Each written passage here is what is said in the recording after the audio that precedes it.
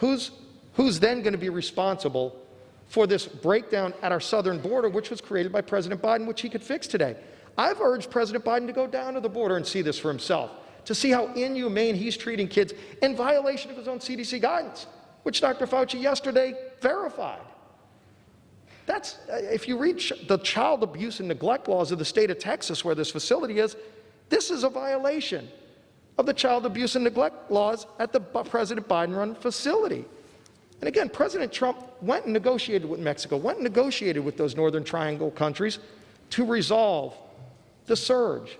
This could be resolved as well, and you don't need to reinvent the wheel, because there was a method for how to resolve it legally, using the legal system that America has.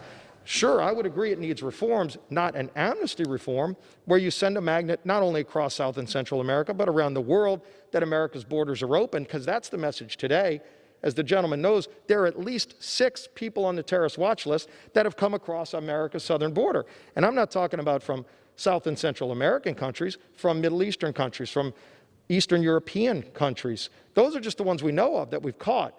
And the Biden administration won't share that data with the media. The Biden administration won't even let the press into this facility, which is a national disgrace. I could imagine what the press would have said if the Trump administration was housing kids in a 33-person facility. There's over 400 crammed into a 33-person cell in the middle of a pandemic. And again, Dr. Fauci said this violates every protocol there is when we're trying to get our economy reopened.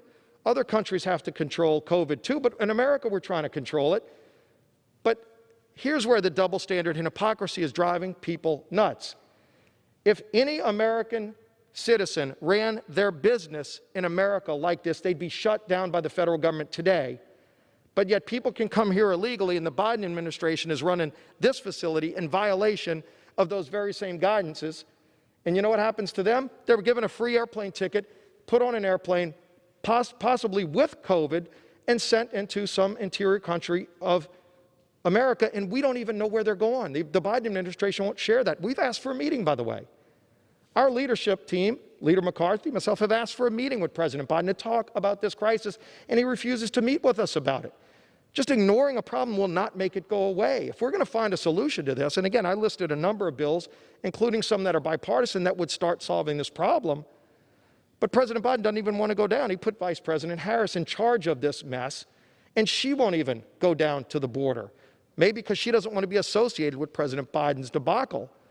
But she was put in charge of it. She is the Vice President of the United States. She has a responsibility to go down there. She should have gone down there weeks ago, but she still hasn't been. And maybe if they saw that, if they looked into the eyes of these young kids, one of the first girls we ran into might have been a 10-year-old girl in one of these cells, and she was crying. And we asked her, "Why are you crying?" And she said, "I don't want to be here." She's an orphan. The gentleman talked about orphans. All of these kids, there are no parents with them. They don't want to be here. Many were crying because they're jammed into these cells for 20 hours a day, at least 15% with COVID, 6 inches apart, not 6 feet apart. That's what the Biden administration is doing right now. President Trump fixed this problem. And again, if President Biden just doesn't like President Trump, call it his own name. We don't care the template. If he doesn't want to do what actually worked, then do something else that works. But just doing this, it's not only a national disgrace. Dr. Fauci and Dr. Walensky yesterday said it's a violation of the CDC protocols that every American taxpayer has to follow, and they don't. Exempting themselves from a problem, but making everybody else comply with it is no way to instill confidence in the American people. And I hope the president goes down there. I hope the president resolves this issue. He should meet with us. He said he wanted to unify the country. He said he wanted to work with everybody. It's time he start following through on those promises. And I would yield.